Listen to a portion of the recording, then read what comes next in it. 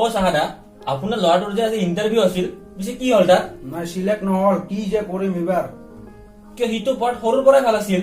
সৰুৰ পৰাটো আপুনিও জানে মেট্ৰিকত 90ৰ ওপৰত পাল, এইচএছত 90ৰ ওপৰত, ডিগ্ৰীত ইউনিভাৰ্চিটি টপ কৰিল। কি যে হ'ব, এই লাষ্টত যাই যদি ইণ্টাৰভিউ পাছ কৰবা নাপায়, সি ইমান টপ কৰি কি লাভ হ'ল, এতিয়াইতো ভাবি আছো মই। আৰে চাহাদা, আচল প্ৰব্লেমটোৱেনো সেইটো। পঢ়াবোৰ পঢ়িলেই নহ'ব, পঢ়াবোৰ বুজিবও লাগিব। মুখস্থ কৰিতো 90% এক্সামত চবেই আনিব, কিন্তু যোনে ভালকে পঢ়িব সিহে প্ৰেক্টিকেল লাইফত ছাকচেছফুল হ'ব। আৰু এইটো প্ৰব্লেম অকল আপোনাৰ ল'ৰাটোৰ লগতে হোৱা নাই, বৰ্তমান বেছিভাগ ল'ৰা ছোৱালীৰ লগতে এইটো প্ৰব্লেম হৈ আছে। আৰু এইবোৰৰ দায়ী হ'ল ঘৰৰ মানুহবোৰ, বেছিকে স্কুলবোৰ, আৰু লগতে আমাৰ এই এডুকেশ্যন চিষ্টেমটোৰ বেছিকে দায়ী।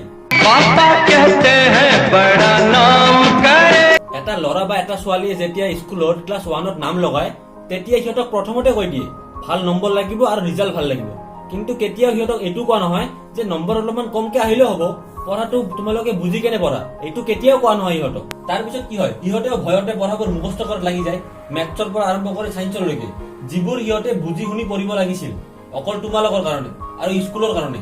স্কুল আৰু তোমালোকে অকল ৰিজাল্ট ভাল দেখা, ল'ৰাটোৰ কিমান নলেজ গেইন হৈ আছে এইবোৰ তোমালোকে ধ্যানে নিদিয়া। আৰে চাহাতে নিজে কচোন ক, তোৰ ল'ৰাটোক তই কেতিয়াবা সুধিছ যে বাবা পঢ়াবোৰ বুজি শুনি পঢ়ি আছ নে নাই? কেতিয়া সোধা নাই, অকল সোধ যে এক্সামত নম্বৰ কিমান পালি। তে এনেকে যদি সকলোৱে নম্বৰৰ কথাই সুধি থাকে, তে সি কি কৰিব? অকল নম্বৰৰ কাৰণে পঢ়িব। আৰু তহঁতে অকল ল'ৰাটোক ৰানিং ৰেচৰ ঘোঁৰা বনাই দিছ যে অমুকতকে বেছি আনিব লাগিব, তমুকতকে বেছি আনিব লাগিব। এনেকেতো সি 90% পাই যাব, কিন্তু তাৰ নলেজটো আল্টিমেটলি তাৰ জিৰ'। আৰু স্কুল কলেজবোৰে ষ্টুডেণ্টবোৰক ইমানেই প্ৰেছাৰ দিয়ে, তাৰ কাৰণে এই ইণ্ডিয়াৰ বেছিভাগ সুইচাইড কেছ ষ্টুডেণ্টবোৰে কৰে। আৰু প্ৰত্যেক বছৰ মেট্ৰিকত 95% ওপৰত পোৱা 10টামান ল'ৰা টপ কৰি ওলায়, কিন্তু পিছত সিহঁতে ক'ত নাইকিয়া হৈ যায়। মানে সিহঁতে স্কুল লাইফতো ছাকচেছফুল হয়, কিন্তু প্ৰেক্টিকেল লাইফত কিয় ছাকচেছফুল হ'ব নোৱাৰে? মোৰ এটাই চিধা কথা, মাৰ্কছৰ পিছত দৌৰিলে কেতিয়াও নলেজ নাপায়, কিন্তু নলেজৰ পিছত দৌৰিলে ছাকচেছ এদিন তাৰ পিছত নিজেই আহিব। আৰু স্কুলবোৰে ষ্টুডেণ্টবোৰ শিকাই যে পাছ কৰিলেতো ভাল, কিন্তু ফেইল কৰিলে মৰিলি। আপে কেলা সব ষ্টুডেণ্টৰে পঢ়াত মন নাথাকিব পাৰে, সিহঁতে কিবা বেলেগো কৰিব খুজিব পাৰে, কিন্তু আমাৰ ইয়াত তেনেকুৱা টেলেণ্টক একো ইম্পৰ্টেঞ্চ দিয়া নহয়, অকল পঢ় আৰু পাছ কৰ। আপে কেলা এইটোও কিবা জিন্দগী নেকিবে? এই ইণ্ডিয়াৰ বেছিভাগ ছাকচেছফুল মানুহে মেট্ৰিক আৰু হায়াৰ ছেকেণ্ডাৰী ফেইল, কিন্তু সিহঁতক যদি সিহঁতৰ ঘৰৰ মানুহ আৰু স্কুলে যদি প্ৰেছাৰ দিলেহেঁতেন যে তাতকে বেছি মাৰ্কছ আনিব লাগিব, তাতকে বেছি ভালকে পঢ়িব লাগিব বা ৰিজাল্ট ভাল কৰ, এনেকে যদি তাক প্ৰেছাৰ দিলেহেঁতেন, তেতিয়াহ'লে সিও এতিয়া সৰু সুৰা কোম্পানী এটাত ডি গ্ৰেডত জব কৰি থাকিলেহেঁতেন। আৰু এই মেট্ৰিক আৰু হায়াৰ ছেকেণ্ডাৰী যোনে যোনে টপ কৰে, সিহঁতৰ ফটোবোৰ ডাঙৰ ডাঙৰ হৰ্লিক্স লগাই কেনে 1 মাহ 2 মাহৰ কাৰণে লগাই ৰাখে, কিন্তু টপ কৰা বোৰতকে কোনোবাই যদি 2 নম্বৰো কম পায়, তেতিয়াহ'লে সিহঁতক একো পাত্তা নিদিয়ে। আৰে সিহঁতেওতো কষ্ট কৰি পঢ়িছে, আবে কেলা ইমান ভেদভাৱ কিহৰ?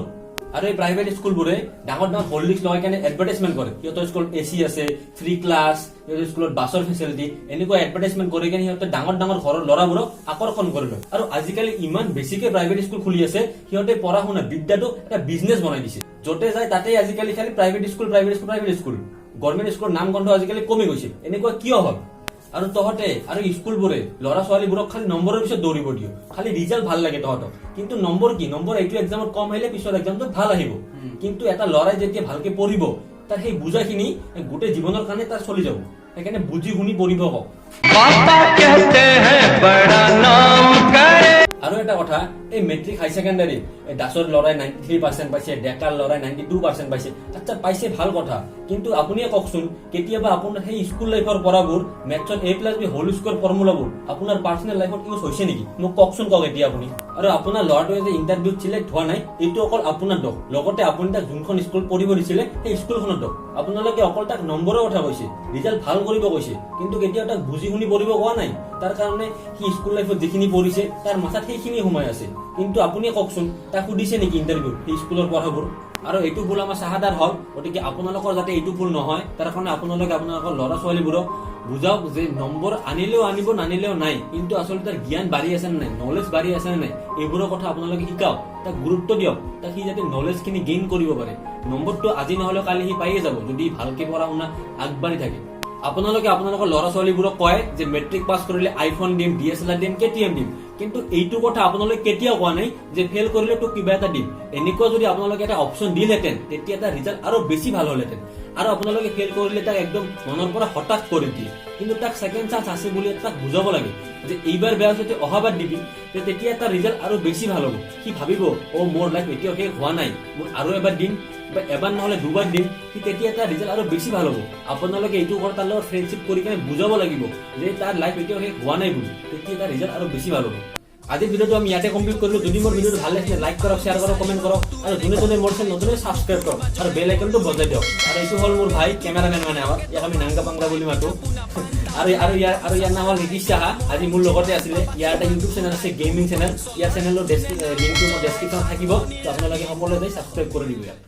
অসমবাসীলৈ মই মৰম যাচিলো, অসমৰ এখন টান হৈ ৰচনা ৰচিলো।